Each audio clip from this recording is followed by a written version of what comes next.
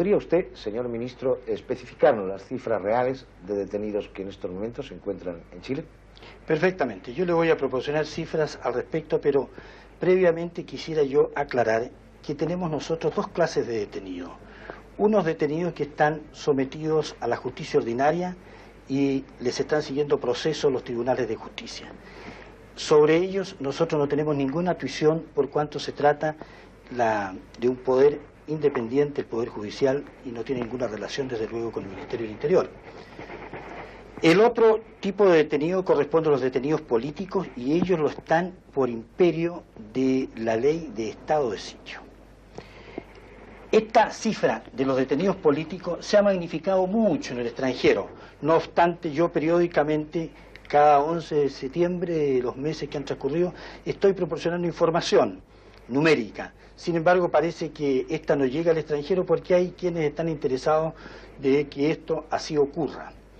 Puedo yo decirle, en forma precisa, de acuerdo con los datos proporcionados por el Servicio Nacional de Detenidos, que el número de detenidos políticos actualmente en los campos de detención de prisioneros alcanza alrededor de 700 personas.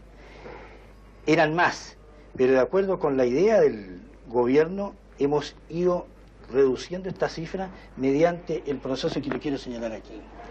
Se han expulsado del país 111 detenidos, han hecho abandono voluntario del país 42, están en libertad incondicional 1456, quedan en libertad condicional con presentación a la autoridad 127 y están bajo arresto domiciliario 25.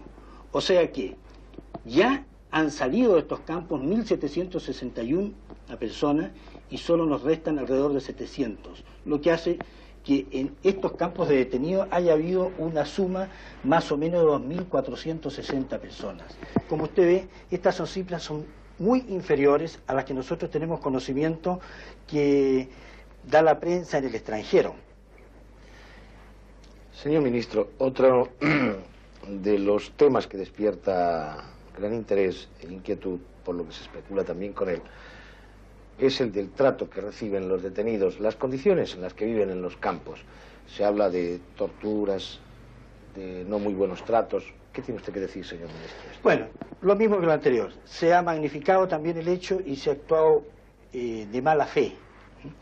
Nosotros hemos tenido visitas periódicas de organismos tan serios como lo son la Cruz Roja Internacional. Han venido periodistas, han venido diputados de países extranjeros, europeos, americanos, y todos han comprobado la situación en que esta gente se encuentra.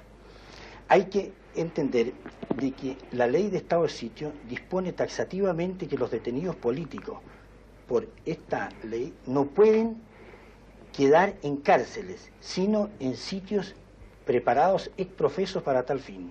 Así entonces hemos tenido que construir algunos establecimientos o adecuar otros, de tal suerte que esta gente toda ha quedado en situaciones de confort, de seguridad y aislamiento que son muy superiores a los que actualmente tienen los reos en las cárceles nuestras.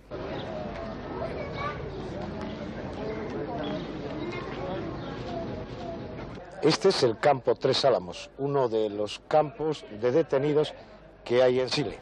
Este campo fue, como la mayoría de ellos, adaptado a partir del 11 de septiembre de 1973 como campo de detenidos. En este campo de Tres Álamos, situado en el mismo Santiago de Chile, a las afueras concretamente de la ciudad, se encuentran hombres y mujeres, algunos de ellos desde pocas fechas después del 11 de septiembre de 1973. Están guardados por el Cuerpo de Carabineros. Uno de los jefes de este campo, de Tres Álamos, cuya imagen y nombre ocultamos por razones obvias, nos va a explicar primero cuántos detenidos hay entre hombres y mujeres, o cuántos hombres y mujeres hay aquí en Tres Álamos. Tenemos acá 348 detenidos, de esos son 125 mujeres. ¿Todos son presos políticos? Efectivamente, todos los detenidos que hay en este campamento son políticos, aquí no hay ningún delincuente común. ¿Qué tiempo llevan aquí algunos? ¿Desde el 11 de septiembre del 73? En general, los detenidos que están acá es ínfima la cantidad que están de esa época. La mayoría son después del 11 de septiembre. ¿Son puestos en libertad con frecuencia? Continuamente hay libertades, especialmente de Chacabuco, y a diario hay libertades y también personas que salen fuera del país. ¿Cómo es el comportamiento de ellos acá en el campo de detenidos? El comportamiento es bastante bueno porque todos respetan y cumplen las disposiciones internas de este campamento. ¿Y la de ustedes con los detenidos? ¿Ustedes cómo tratan a los detenidos? El trato con los detenidos es totalmente humano. Se les da toda clase de facilidades. Lo único que se les pide a los detenidos es que cumplan las disposiciones, el hecho de levantarse, andar correcto, mantener asea su dependencia y no tener problemas entre ellos.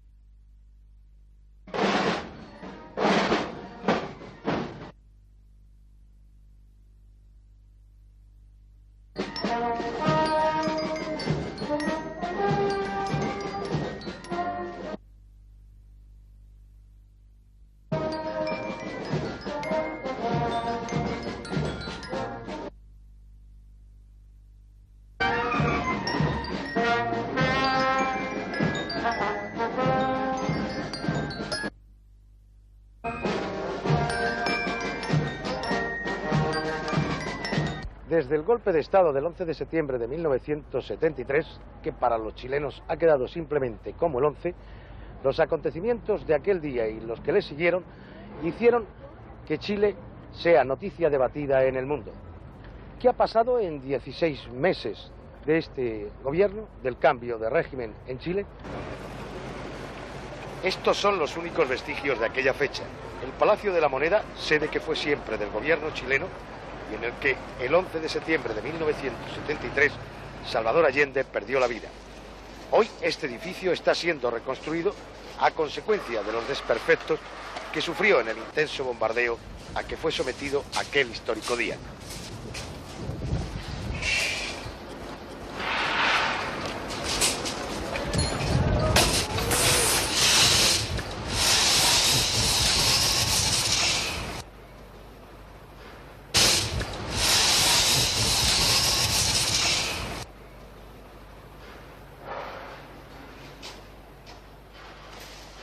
Esta es la famosa residencia presidencial en la calle Tomás Moro de Santiago de Chile, donde vivió Salvador Allende.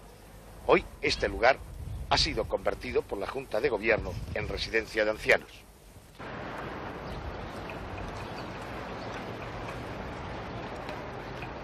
Esta es la tumba del expresidente chileno Salvador Allende. Se encuentra en el cementerio de Santa Inés, en Viña del Mar. Esta tumba que ustedes ven aquí, sin flores, sin rosas, descuidada completamente. No figura nombre alguno, nada más que el de Eduardo Grover, abuelo materno de Salvador Allende. El expresidente chileno fue sepultado aquí el día 12 de septiembre del año 1973 en la intimidad, como así se declaró oficialmente. Aquí tenemos al cuidador de las sepulturas de este cementerio de Santa Inés. ¿Quiere usted acercarse, por favor? ¿Cuál es su nombre? Tomás Gelves. Dígame, ¿usted desde cuándo sabe que esta es la sepultura de Salvador Allende? De cuando llegó él aquí, pues... ¿Lo vio usted? No, estaba yo aquí, pues, cuando llegó. Dígame, ¿y viene mucha gente aquí a la sepultura de Allende? No viene nadie. No viene nadie. Hay unas pasan por aquí, pero no viene a ponerle flores, no viene nadie a ponerle. ¿Nadie le pone flores? No. ¿Nadie cuida esta sepultura? Nada, no. ¿Ni usted tampoco? No, sí, como está la autoridad ahora tiempo. ¿Cómo está qué? La autoridad llega ahora tiempo. así no podíamos cuidarla. Está resguardado. ¿Y no ha venido nunca ningún familiar? No ha venido, no se ha visto ninguno. ¿Algunos seguidores políticos de Allende? No, eso como los conozco yo casi. ¿Ah? Como yo no paso aquí, lo paso para allá, para abajo, a todas partes. De esta manera queda revelado casi un secreto: la tumba de Salvador Allende en el cementerio de Santa Inés de Viña del Mar.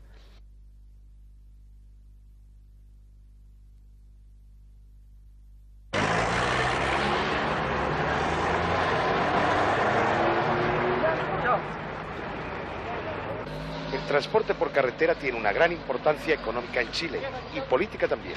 No en balde, las dos huelgas provocadas por los camioneros en el año 1973 fueron puntales decisivos en el derrocamiento del gobierno de la Unidad Popular, ya que el paro en el mes de julio de los 75.000 camiones paralizaron totalmente la maquinaria económica de Chile. Señor Vilarín, ¿en qué forma real colaboró el transporte, los camioneros, en la caída de Salvador Allende? En la caída de Salvador Allende, nuestro principal colaborador fue Salvador Allende, por su empecinamiento y su soberbia. Estuvimos 11 días antes, justo, antes de caer él, el 1 de septiembre de 1973, resuelto el problema.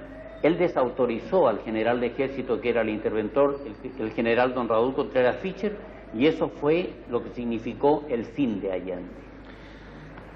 Se dijo por aquel entonces, y aún se comenta de vez en cuando, que esta huelga de los camioneros estuvo patrocinada por potencias extranjeras.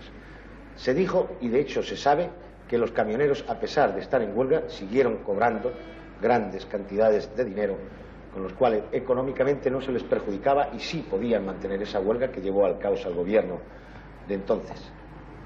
Sí. Estaban patrocinados concretamente. Lo primero es lo siguiente: nosotros esta lucha contra el marxismo por la libertad de Chile, ya no por la subsistencia de nuestro gremio, la dimos con nuestros propios recursos y solamente con municiones de boca. Es total y absolutamente falso y calumnioso, primero, que hayamos recibido un centavo de ninguna institución extranjera y que hayamos nosotros tenido dinero para financiar a un solo camionero chileno para que se mantuviera en el paro.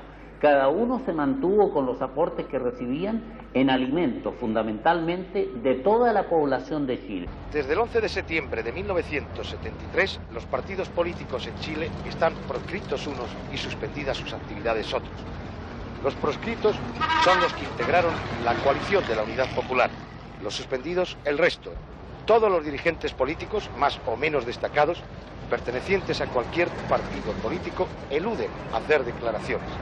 Este silencio está también en ciertos sectores del pueblo chileno.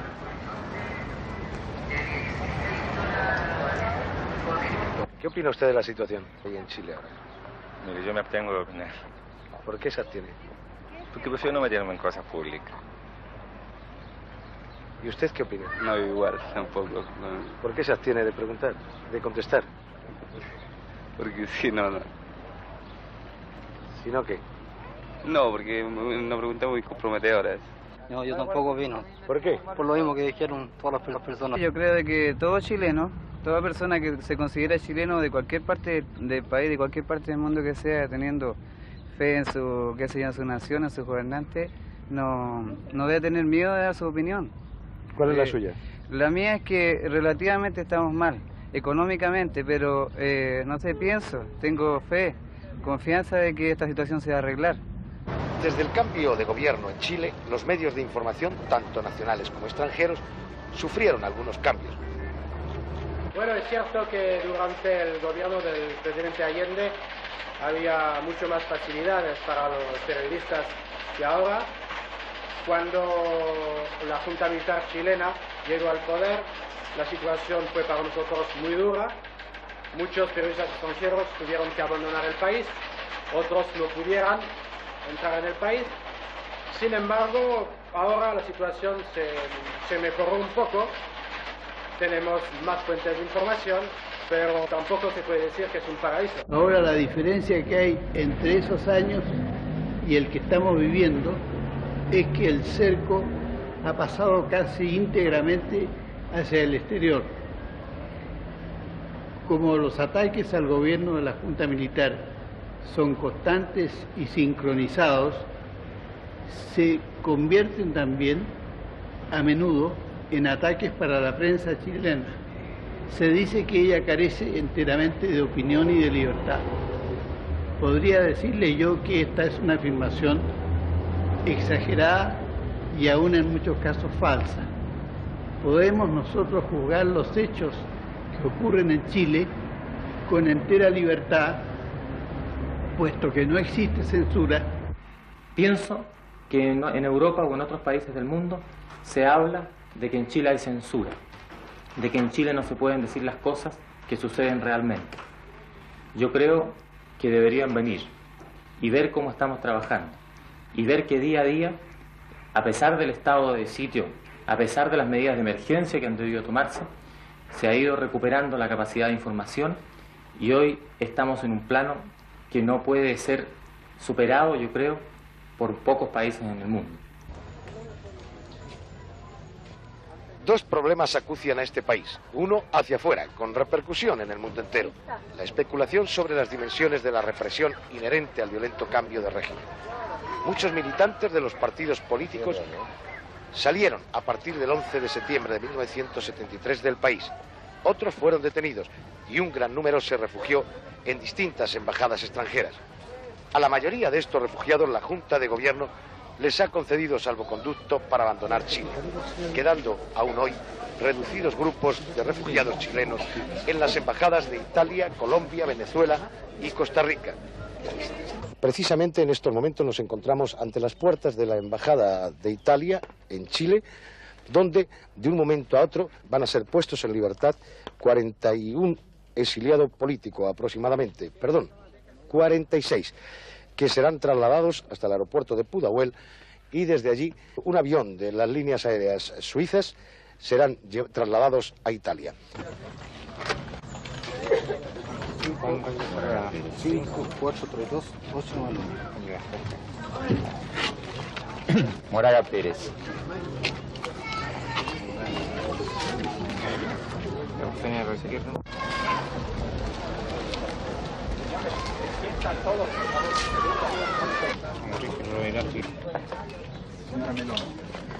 Salvaconducto del signor Rojas, il primo.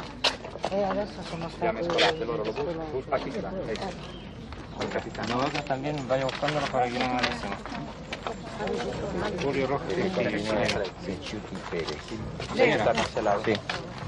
Reyes Fernández. Por allá. Sí, tienen que entregarlo allá. En el aeropuerto también. En el aeropuerto también hay.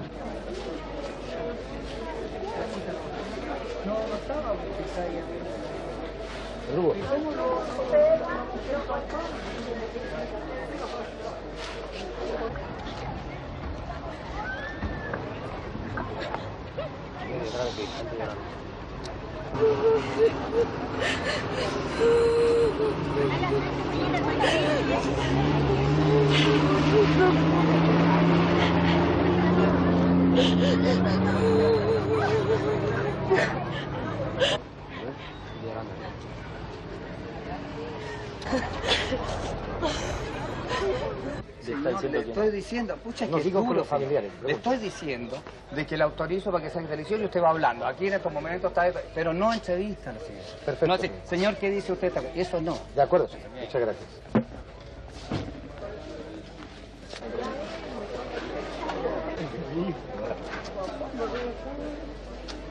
Vamos.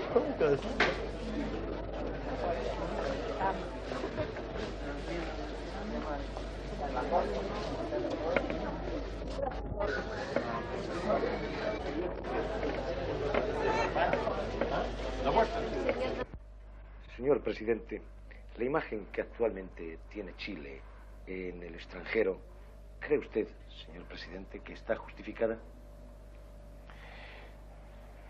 Bueno, usted lo puede haber constatado de forma personal, ya que está aquí en Chile. Y se podrá haber dado cuenta que es totalmente falsa la imagen que se proyecta hacia el exterior.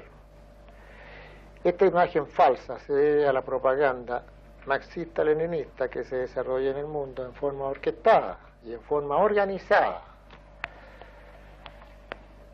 Chile vive en este momento un periodo de normalidad, pero los marxistas-leninistas que estuvieron tratando de introducir sus doctrinas en este país y al fracasar el 11 de septiembre quedaron con el deseo de que no se mostrara al mundo lo que había sucedido en Chile.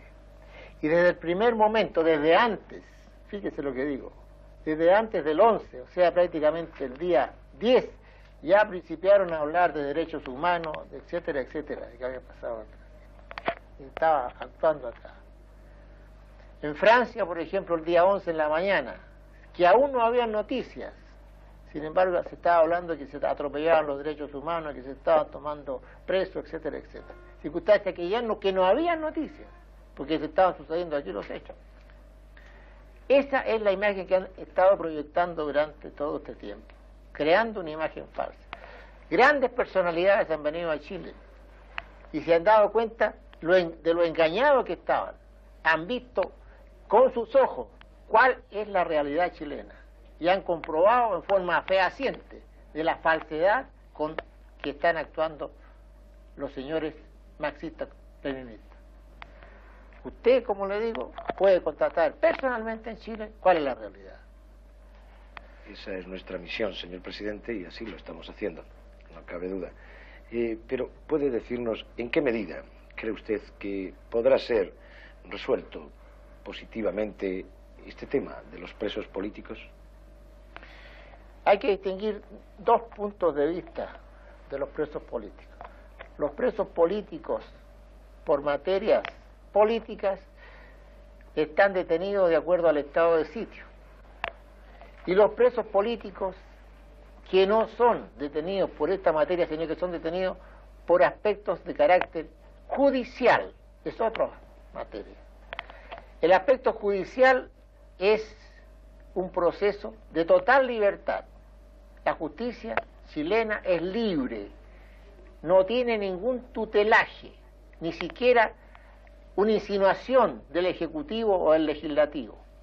Nosotros ni siquiera insinuamos a la justicia que tome alguna medida, porque sería de inmediato mal interpretado y aún caeríamos en el pecado que cayó el señor Allende, que quiso cambiar la mano a la justicia y buscó por todos los medios destruir la justicia chilena. Nosotros no podemos ni siquiera insinuar una cosa así. Por eso, como le digo, los detenidos por aspectos políticos es una materia, y esos están prácticamente quedando en libertad, y los detenidos por materias judiciales es otra. Ahí ya nosotros no intervenimos. Señor presidente, ¿hubo alguna participación extranjera, sobre esto se ha hablado algo, anterior al 11 de septiembre de 1973, al menos financiando a la oposición? Yo le voy a explicar lo siguiente. Aquí usted tiene que, con respecto a la Unidad Popular, sí hubo una gran intervención extranjera. Rusos, cubanos y todos los señores extremistas que llegaron aquí a Chile, que subían más de 15.000. Esa es la intervención extranjera que tenía el gobierno de la Unidad Popular. Por el lado nuestro no tenemos ninguna intervención extranjera, señor. Ni siquiera hemos recibido un centavo. Yo le juro por mi honor de soldado que jamás hemos tomado siquiera contacto con algún organismo internacional, y menos con la CIA, como están diciendo algunos. El nuevo orden político, mi general, creado por los sucesos del 11 de septiembre de 1973, va a ser institucionalizado por una constitución, ahora en preparación, acerca de la cual se expresa ciertas dudas en los medios liberales del mundo entero. ¿Cómo será esta nueva constitución, señor presidente? La constitución que se prepara está trabajándose por un grupo de juristas destacados y de toda tendencia. Esta agrupación de juristas están abocados a preparar este instrumento para ser analizado y estudiado por el gobierno. Yo lo defino, esta constitución, como una constitución democrática con un gran sentido de autoridad. No podemos hablar de la antigua democracia donde la autoridad fue destruida y donde fue libertinaje el que se desplegó. Para que la democracia pueda mantenerse en un pie de autoridad, requiere un gran sentido de autoridad y que pueda actuar y pueda en un momento determinado tomar medidas drásticas cuando se quiere destruir la democracia. Aparentemente las relaciones de su régimen con los partidos políticos de Chile en receso no son muy cordiales. ¿Cree usted que esto será efectivo para la vida política chilena? En primer lugar, el gobierno no tiene por qué pensar en que tenemos problemas con los partidos políticos, porque los partidos políticos están en receso. En consecuencia, no hay ninguna relación. Usted me está preguntando por algo que no existe, señor.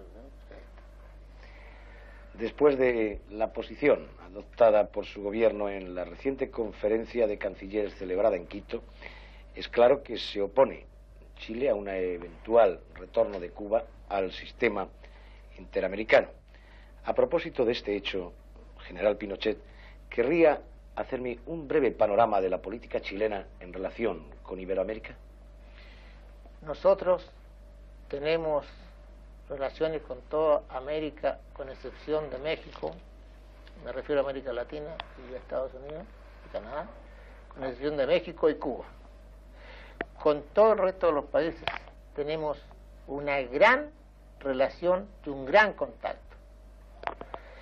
El hecho de ser, especialmente en América Latina, hermanos en el nacimiento, porque somos hijos de España, este solo hecho ya nos da unión y nos da fraternidad.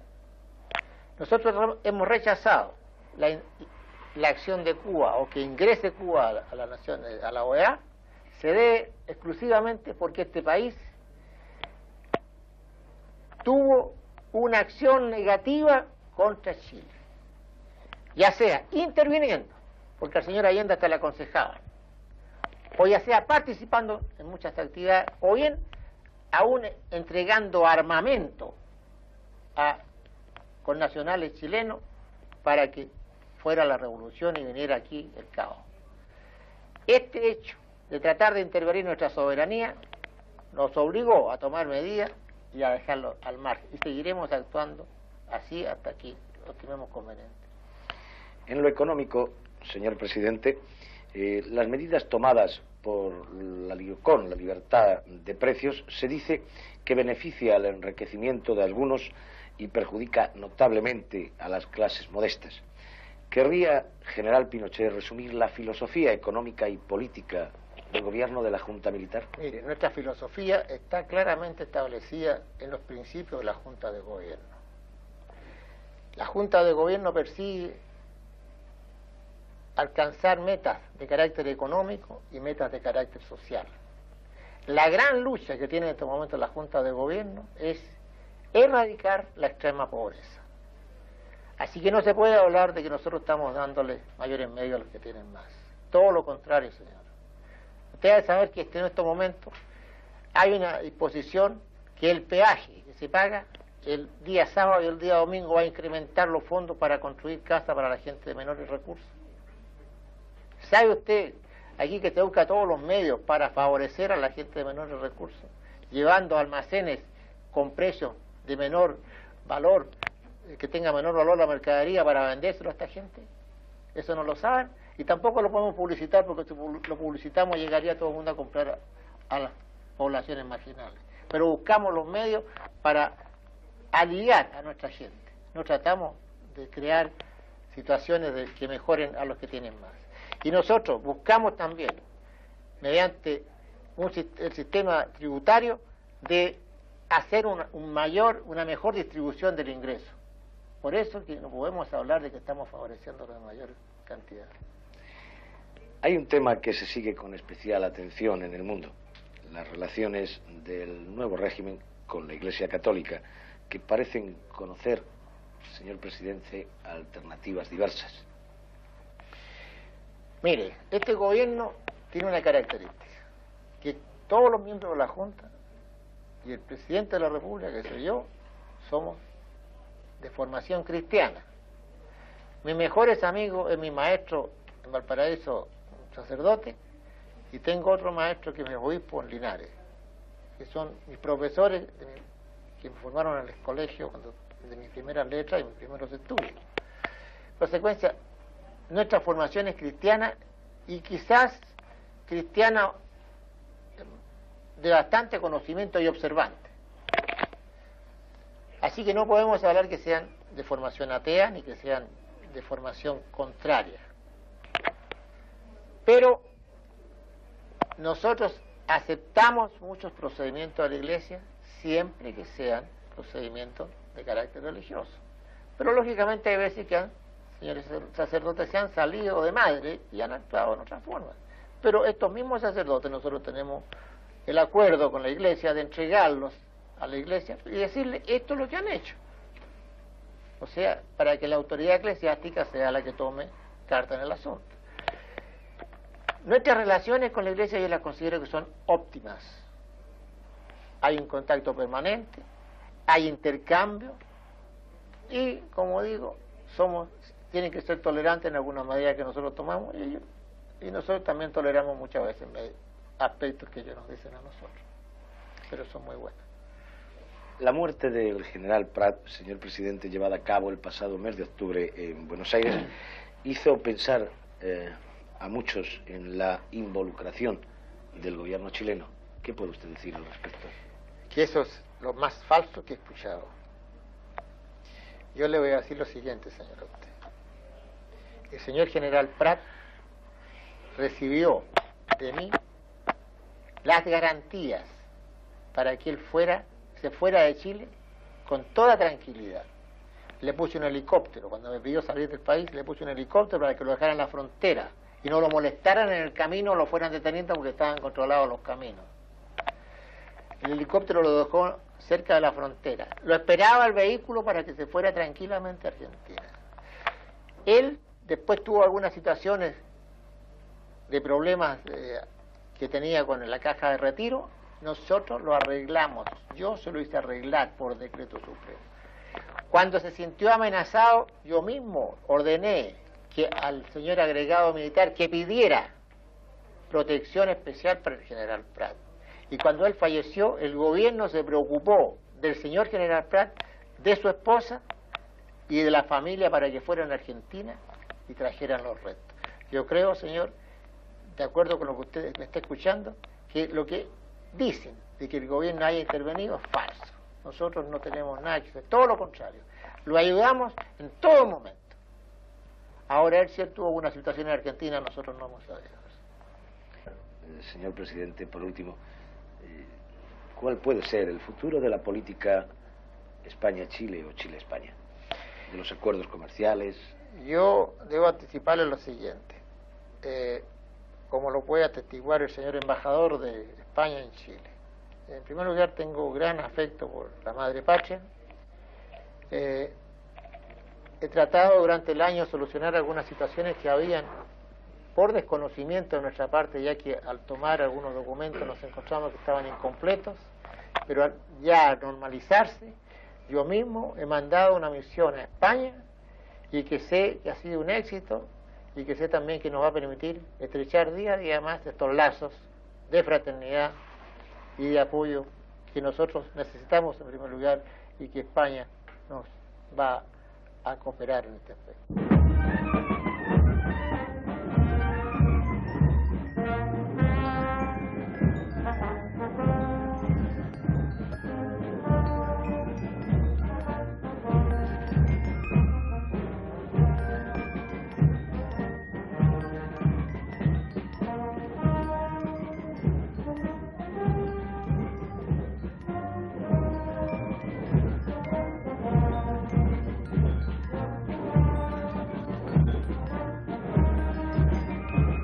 El otro problema cruciante de Chile es hacia adentro, la dura coyuntura económica que afronta el pueblo chileno.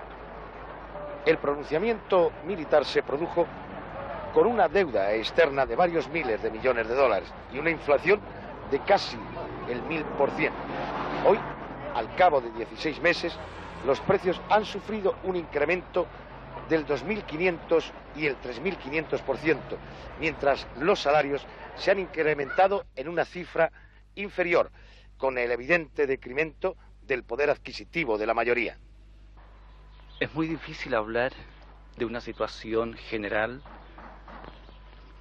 y en mi caso no quiero hablar como lo que no soy, no quisiera hablar como alguien que hace un juicio económico, que hace un juicio político, sino que simplemente bajo el punto de vista humano, que como sacerdote, como obispo, que trabaja particularmente en un sector popular, puede apreciar.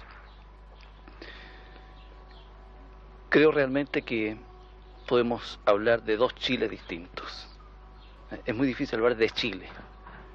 Usted aquí en Santiago puede encontrar un Chile que está muy contento, que tiene de todo, que no le falta nada, el Chile del barrio alto. Puede encontrar también un Chile que a primera vista puede pasar desapercibido, pero que es el más numeroso de todo el sector popular, con una inseguridad de vida, de trabajo, con frecuencia en este momento con una falta de trabajo, con un problema de cesantía agudo, con niños que pasan a veces por las casas vendiendo unas cucharas, unos tenedores para comprar pan. Al mismo tiempo, toda una riqueza grande de solidaridad. Creo que para nosotros como gente que está en una misión, en una tarea pastoral en el pueblo, es un momento extraordinariamente rico, donde vemos una potencia de solidaridad, de fraternidad, una capacidad de compartir la pobreza entre los pobres. Por eso no es fácil plantear como un juicio general sobre Chile.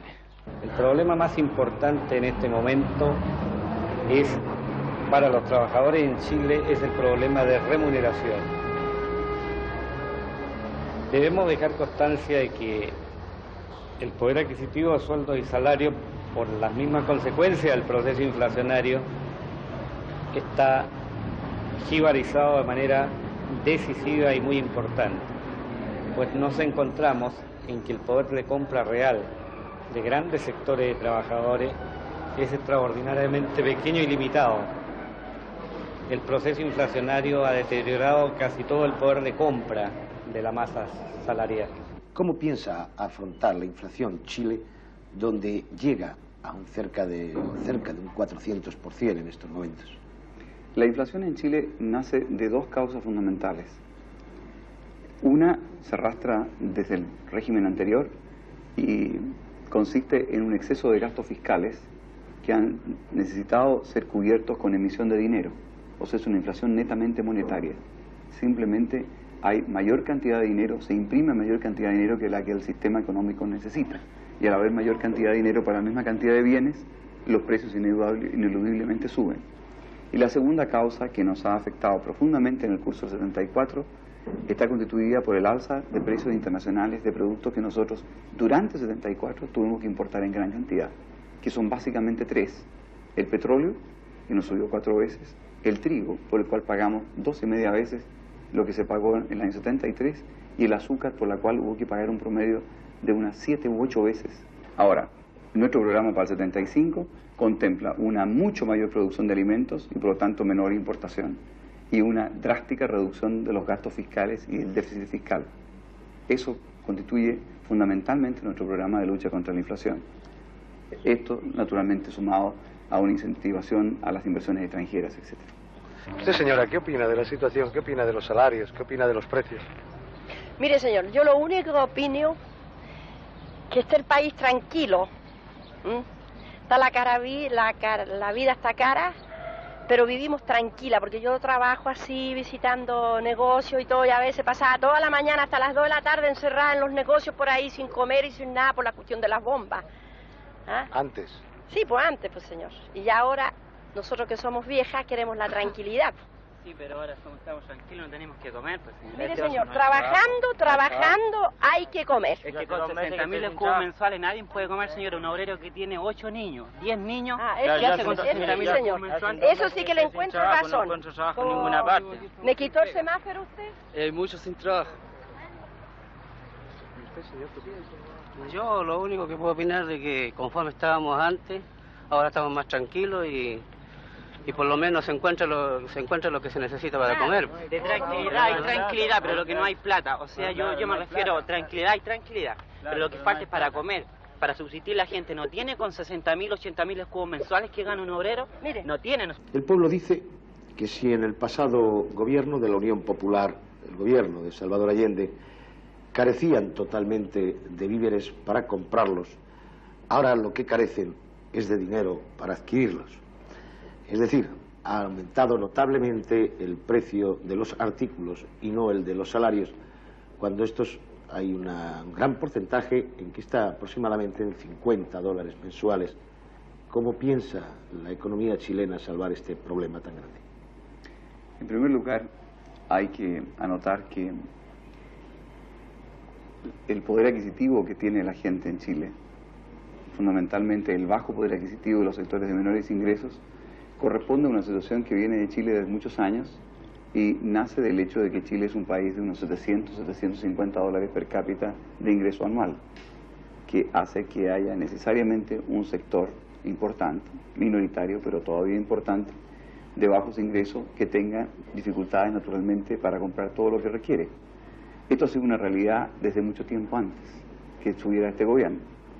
Nosotros encontramos una economía totalmente quebrada, con una escasez total de productos, una producción totalmente en el suelo y un crédito externo quebrado. El periodo de recuperación es necesariamente largo y necesariamente difícil.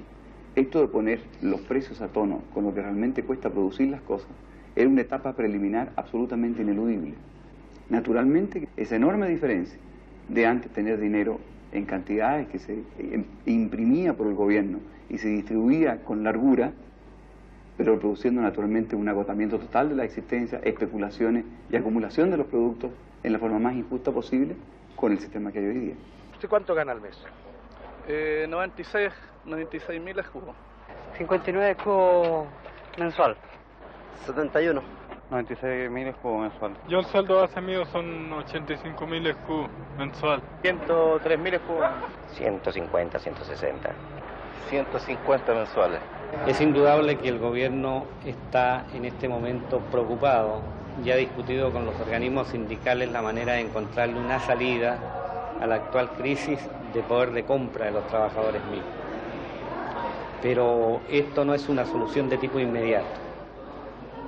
Para graficar podemos dejar constancia que, por ejemplo, que con una remuneración mínima un trabajador puede comprar al mes 2 pares de zapatos. Y esto ha significado que, en líneas generales, dentro de los sectores laborales, especialmente de la masa de trabajadores no calificados, la situación económica es extraordinariamente difícil. ¿Qué hace usted con 50.000 escudos? Pero actualmente no me alcanza la... Figúrese, yo que soy soltero, 96.000 escudos es demasiado poco, no alcanza. 20 días para comer. Con unos 85.000 escudos yo no alcanzo ni para 15 días. Es bastante bajo. No alcanza, no sé, dicen que se arregla pero... Bueno, la situación es comprensible por todas las medidas que vamos saliendo de una hecatombe y fuera de eso los problemas mundiales que incluso en todo el mundo se está viendo. ¿Los sueldos? Los sueldos son relativamente bajos, indiscutiblemente.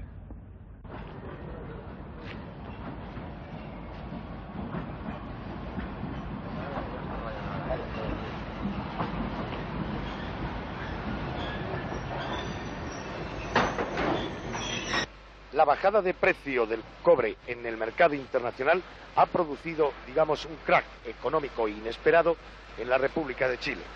El cobre es la principal fuente de divisas de Chile, que es uno de los mayores productores del mundo de este mineral. Las 6 minas más importantes de cobre existentes en Chile fueron nacionalizadas el 11 de julio de 1971 por el presidente Allende, siguiendo un proceso de nacionalización iniciado 4 años antes por el presidente Frei. Más tarde, el gobierno de la Junta Militar, si bien ha mantenido la nacionalización, ha indemnizado por la expropiación a las antiguas empresas propietarias de estas minas, norteamericanas en su mayoría. A ver si están por esos hornos por arriba.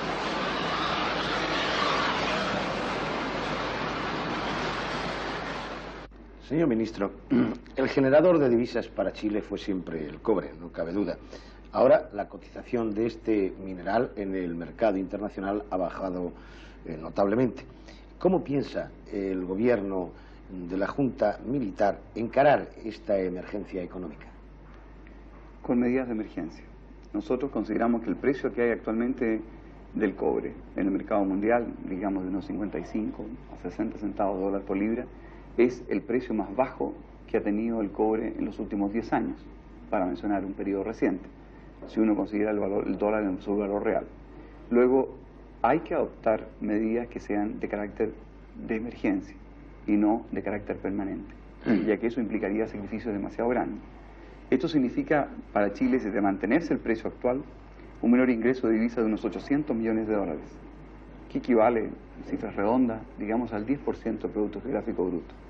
La forma de encarar esta situación es postergando pagos a través de la renegociación de nuestra deuda externa, es reduciendo algunas importaciones esenciales que nosotros tenemos y adquiriendo algunos créditos de corto plazo.